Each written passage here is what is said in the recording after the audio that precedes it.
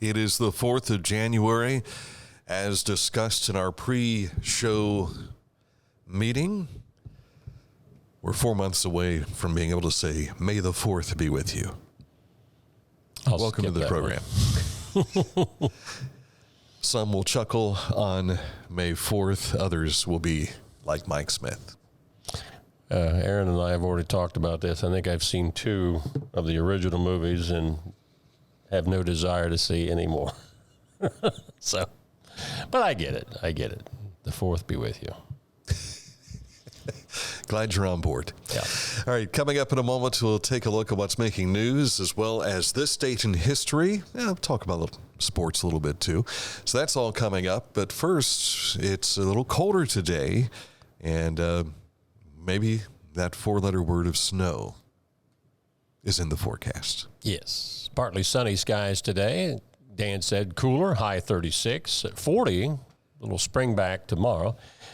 Saturday is the big question mark, and all of the meteorologists that I've been listening to over the last few days have really been hedging on this. They're talking about measurable snowfall to just kind of like sleet and rain.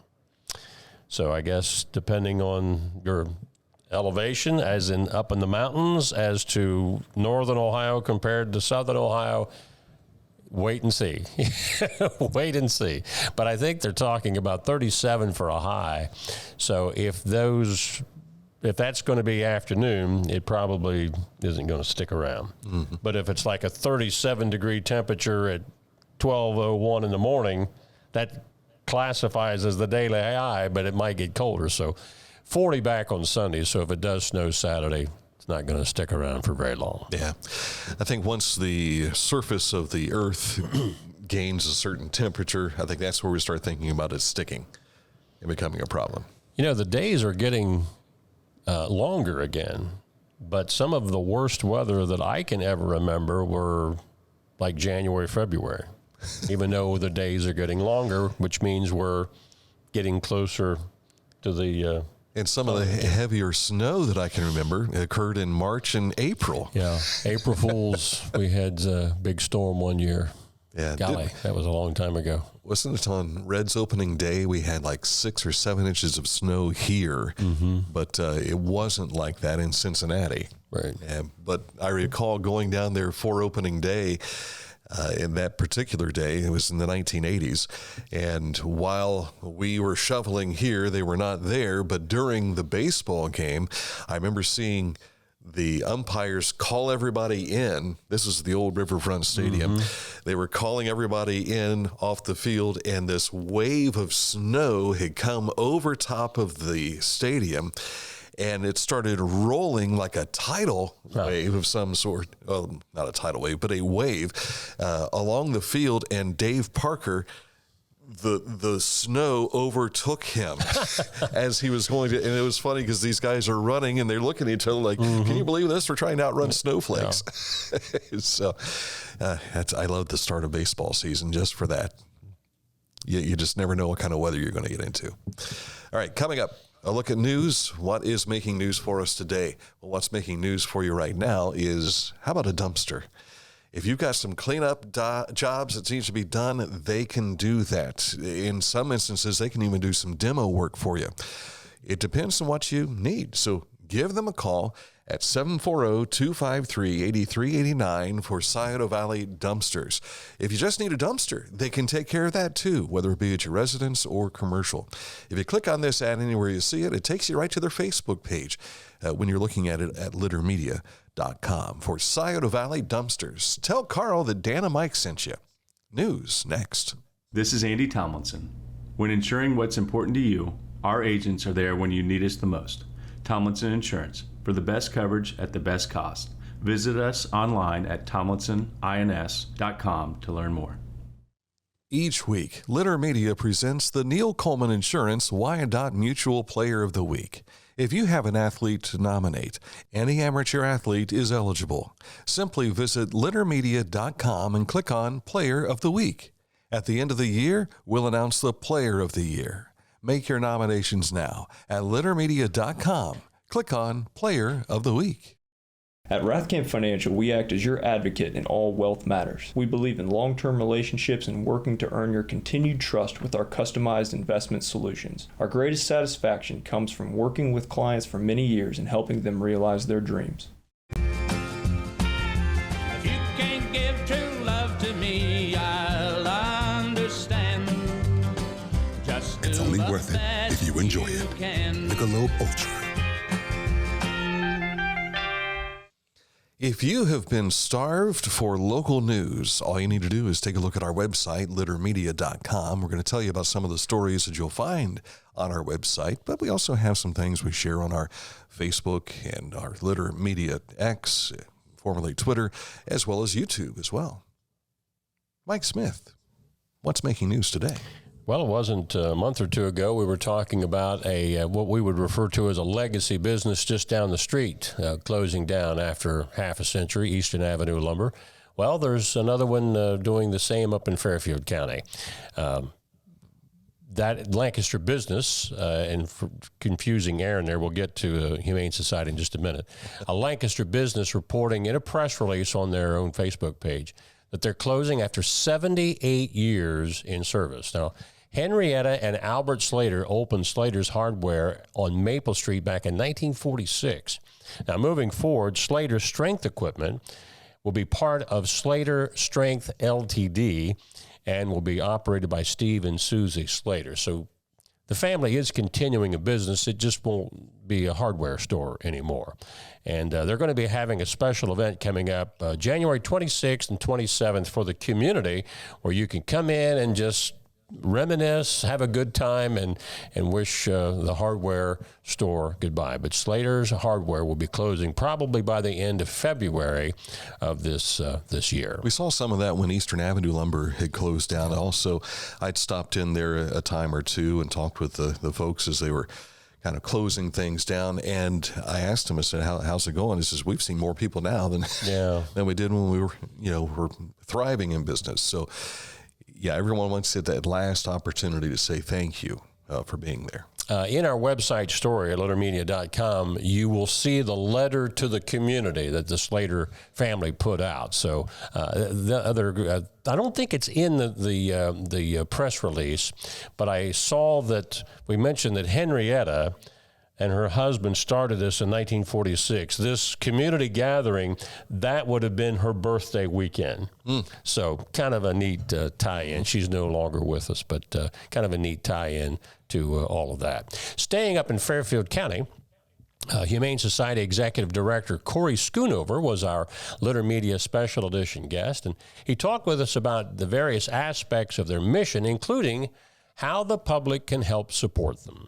So we have a bunch of different options for that. When you visit our website at fairhumane.org, we have the simple PayPal options. We have a membership page where we do a yearly membership drive that is probably one of our biggest fundraisers. And then we have a community outreach coordinator that we brought on in 2023 to really help if someone wants to do an event or wants us to come to an event or wants to do a fundraiser for us. You just reach out through our email at info@fairhumane.org and we can get together and brainstorm those ideas. But I think even the bigger gifts that we're talking about, I work with those folks directly. I think people have different wishes, right? So I really try and make those things happen if you're wanting to be a big donor like that. And then you have monthly donations that we get a lot, even businesses. Litter Propane is a good example with helping to support us through the years for sure. Full disclosure, we didn't prompt Corey to mention Litter Propane, but it was kind of nice that he mentioned I did want to ask him about that, though, so thank you for that. Yeah, and you might want to, maybe some of our viewers aren't familiar with the contribution that Litter Propane makes. It's Operation Whiskers, and over the years, gosh, I've lost track of how many thousands or maybe close to $1 million now that have been turned back into our communities at their humane societies or their shelters, and really what happens is a portion of what is sold to litter propane customers in that county receives a check. Great. So, for instance, here in Ross County, there's a number of customers for litter propane. So Ross County Humane Society will get a check from them periodically. That is accumulation from all of the Ross County propane customers. Same would go for Jackson, same for Fairfield County and Pickaway and so on and so forth. So it's a rather unique thing. If you go to litterpropane.com, you can learn more about Operation Whiskers and see where that money goes and see it in action. Good deal. But good to catch up with Corey. Actually, yesterday was the 1-year anniversary of our first Fairfield County Special Edition, but it's the first time we talked to him. Yes. So, and for those outside of Fairfield County that might not know, he's also a member of Lancaster City Council, but hope to visit with him again in the future. The Ohio Department of Transportation is proposing an improvement project along US 33 between Oxley Road in Athens County and the State Route 681 interchange in Meigs County. Now, there's a 10-mile stretch there that goes over those two county lines that's going to make a 2-lane highway of 33 into a 4-lane divided highway. Now, they have a public meeting that's coming up on Tuesday, February the 13th. That's between 4:30 and 6:30 at the Athens Community Center on East State Street, in case you want to attend that. Of course, Is that where you can complain, or is that where you can hear what they're going to do? I think you can do all of the above, if you like. But many people in our area do travel that route for tournament games or just regular season games. So, yeah, you might want to check that out. Tays Valley High School Instrumental Music Department has their winter concert. That's coming up at 7 p.m. on Tuesday, January the 9th. So check that out. Is that something that they did when you were in school? Yeah, all schools do something like this. So it's been around a while. Yes. And I imagine if you can have any questions about tickets, give them a call. Yeah, there's usually some bands will do a last blast from the marching band season, which is usually done in their auditoriums. But then once the concert season begins, which is usually the winter season, you'll have a winter concert, and then there will be a spring concert also. Gotcha. And most of those arrangements are being prepared for the spring Ohio Music Education Association's competitions. So getting ready to go. Yes.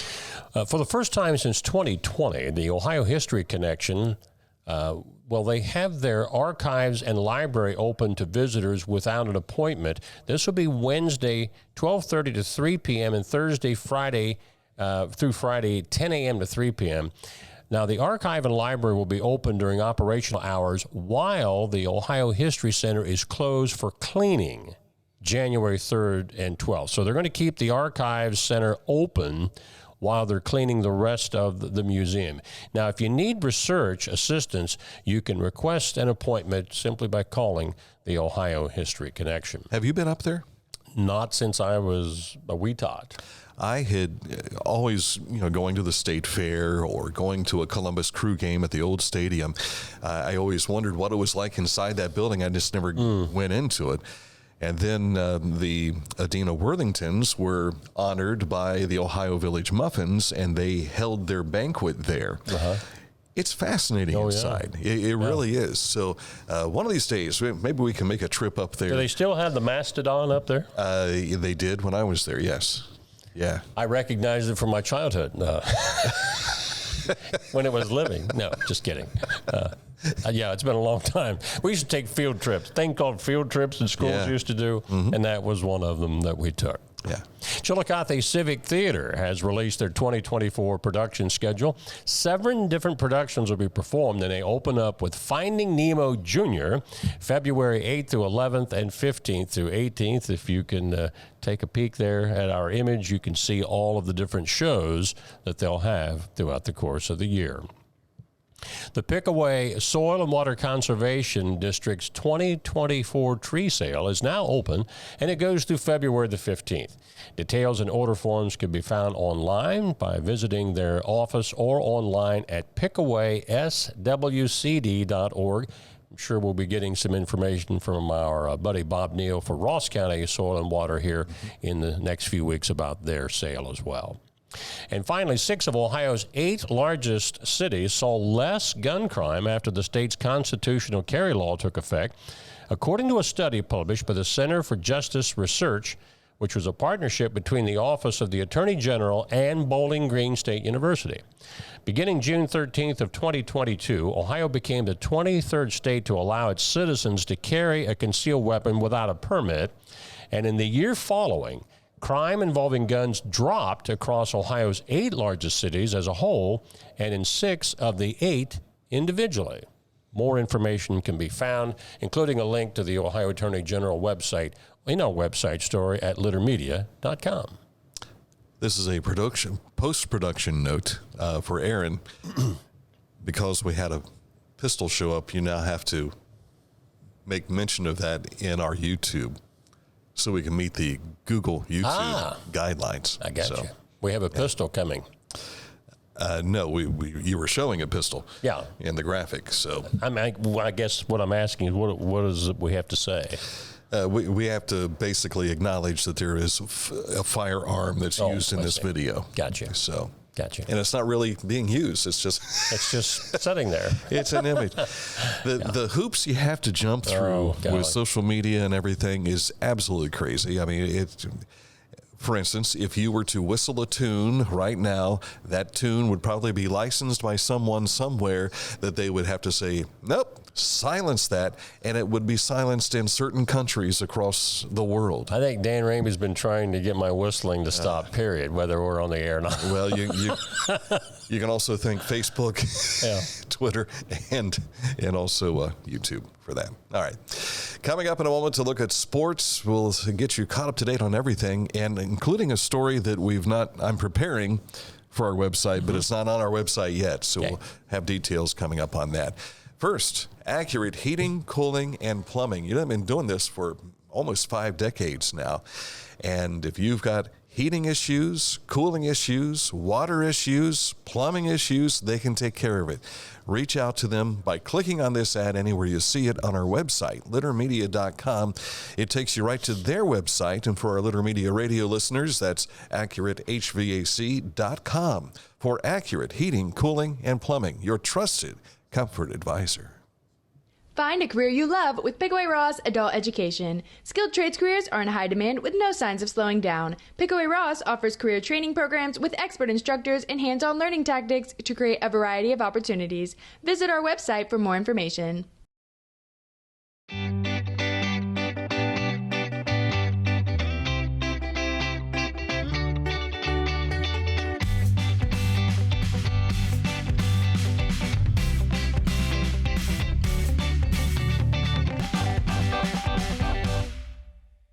Whenever I first applied for the ArchWiz opportunity, do I have to pay this back? Do I have to do that? Like, is it a loan? And it's not. It's a scholarship. A goal of mine is to graduate college debt-free. If you're a crew member, you get $25. Whenever I first applied for the ArchWiz opportunity, do I have to pay this back? Do I have to do that? Like, is it a loan? And it's not. It's a scholarship. A goal of mine is to graduate college debt-free. If you're a crew member, you get $2,500 a year, and if you're a manager, you get $3,000. And especially if you're going locally to college, like to the branch or something like that, it's really helpful. Our thanks to those checking in. Let's see, Ruth Carter Glandon. Boy, she is always watching. I don't even know who that woman is. Yeah. Steve Lewis on a boat somewhere. Also Mackenzie Grubb and Keith Maxwell tuning in also. You've probably seen some other names. For whatever reason. Actually, you got all the names that I've got. Is that right? Most often you have more names on yours than I do on mine. And I don't know why that is the case. But they're blocking you, Dan. It's the inconsistency with social media, I guess. Yeah. All right, sports time, and we begin where? High school sports from last night, girls basketball. This was billed as a big matchup between 2 9-1 teams, the leaders in each of their respective conferences. But last night it was all Uniota girls over Amanda Clear Creek, 63-29. The final. Uniota had 4 girls in double figures, but One of the highlights last night was Amelia Uhrig. She had her 500th career rebound. So congratulations to Amelia on that one. I think Unioto has maybe 7 more weapons on their team than most others. Yeah, they're loaded. They're loaded. Fairfield Union was a winner over Chillicothe. Boys basketball, Logan Elm beat Zane Trace. Both of those teams are under 500 right now. Now, the Pioneers are undefeated in the league, but they've really struggled of late due to some injuries. So not sure when they'll get some of those kids back. This might have been the story of the night in boys basketball. Circleville trailed Miami Trace by 17 in the first half. But they held the Panthers to 5 second-half points en route to a 46-30 night win. Eastern Brown beat Hillsborough. Nelsonville York was a winner over Huntington. I think it's 3 straight wins now for Circleville. After we saw them lose last. So Coach Carpenter's probably saying, can you guys stay away from us? The Mike Smith, Tom Beard curse. Now, the Litter Media Radio Game of the Week tomorrow night is a battle of Pike County rivals. This probably goes back to when they were fighting with sticks and rocks. Eastern Pike at Western. We'll talk more about that game coming up on our Game of the Week pregame show at noon today, right here on Litter Media. We'll hear from both Ethan Leist from Eastern as well as Doug Williams from Western. And I didn't realize until we talked yesterday that Doug Williams played most of his high school career at Eastern. Yeah. I think his senior year might have been at Piketon. Piketon, yeah. But yeah. I think I did a game that Doug was playing in for Eastern and for Piketon. So we go back, Doug. Hey, this guy has been in the news now 3 times over the last few weeks. Zane Trace grad and Otterbein senior Cam Evans. We were just talking about him being named all-tournament over the holidays. Well, last night he hit a career milestone, 1,000th career point for Otterbein. Becomes only the 29th Cardinal in school history, and that goes back a few years, to hit that milestone. So congratulations to Cam. That's hard to do in college basketball, despite the fact that you're playing 30-plus games. It's still a great accomplishment. Yeah, you're playing against some great competition. So he's setting it on fire up there at Otterbein. Men's college basketball, the Buckeyes hang on to beat Rutgers 76-72. That's a Big Ten matchup last night. And the staying with basketball, this was kind of a blowout, even for an NBA game. Cleveland beat Washington 140-101. And you've got some swimming results, I guess. Yes, they had the Wendy Arth Memorial Swim Meet last night at the Ross County YMCA. Chillicothe boys won handily 54-19 and 14 over Zane Trace and Unioto. Ryan Bloom and Aiden Montgomery were the top scorers there with 8 each. Bloom won the boys 500 free, also 100 breast, while Montgomery took the 200 intermediate and 100 free. Both were on the winning 200 medley relay team. They would have scored more, but their other relay team was disqualified on the event. On the girls' side, Zane Trace was dominant with 40-36 over Chillicothe. Unioto in finishing third there was 17. Gabriella Tisi scored 8 points. She won the girls' 100 butterfly, the 100 backstroke. She was on the winning 200 freestyle relay team and the second place 200 medley relay team. I don't know if you know Gabriella, but I met her during the feast. Here I go to do it again. During the Fall Festival of Leaves Queen's pageant, and she was one of the contestants. And a good kid, and has an Italian heritage. How did you pronounce that last name again? Tisi. In case I come across it, I want to make sure that I get that. Tisi. I got you. Yeah. All righty. Seemed like there was a kid by that last name at Paint Valley years ago that played football. I have to do some investigation on that. Yeah, I can't say yay or nay on that. Kai Pulliam, if you're watching, set me straight on that. All right. Just set him straight on anything. Yeah, I could use that. Yeah, we all could. All right, coming up, this date in history we go back to? Well, the date is 1965 for this date, but it's something that involved Ohio University and the president from 1964. Stay tuned for more. It's the details that make the difference between good enough and simply the best. At Skag Power Equipment, the difference is in designing lawnmowers with your convenience and comfort in mind. At Skag, we believe that quality and substance matter, and that you'll appreciate the attention to detail and craftsmanship we put into every single product. Thick steel and heavy-duty components provide you with unmatched reliability and performance. Skag, simply the best. For transportation options in Ross County, call Ross County Health District's Mobility Management Team, 740-779-9652. Our mobile banking app is changing the way we bank. Things are getting easier, transactions are getting safer, and you have access 24/7. All the functionality of banking you're used to, made easier to use, anywhere, anytime, and more secure than ever. Simple, seamless, safe. Download our Kingston National Bank mobility app today. You haven't had vodka soda like this. No one has. Made with the world's smoothest vodka plus real juice. New White Claw Vodka Soda.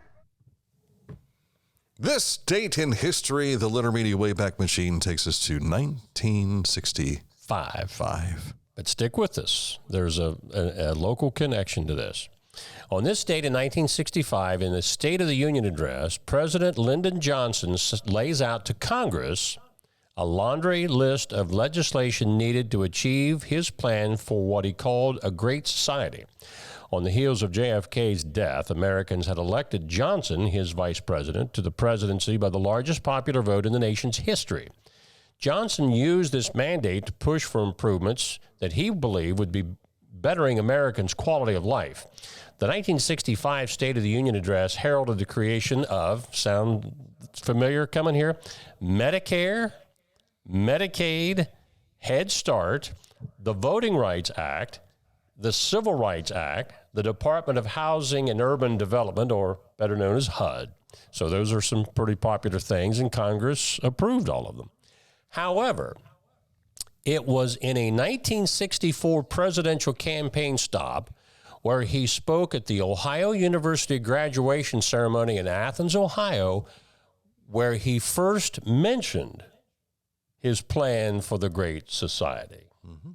So it comes to fruition before Congress on this date in 65, but the first time he ever uttered that phrase was at Ohio University in Athens the year before. And that is your date in history. Wonder how rehearsal went for that. They always write these speeches and you have to rehearse it. And I kind of wonder if he would just say, I wonder what people are going to say about the phrase, the Great Society. Yeah. I just wonder if there's anybody out there still that maybe was in that commencement at OU that day. And probably, maybe at the time, it didn't even faze him until later on. It's now iconic, that term, the Great Society. Do you remember things from your graduation? Now, granted, I didn't go to college. I did go to the American School of Broadcasting. I remember that graduation. Mm-hmm. But as far as the graduation speech given, can you obtain some of that information? I do. Yeah. Bill Phillips was our commencement address. Bill Phillips?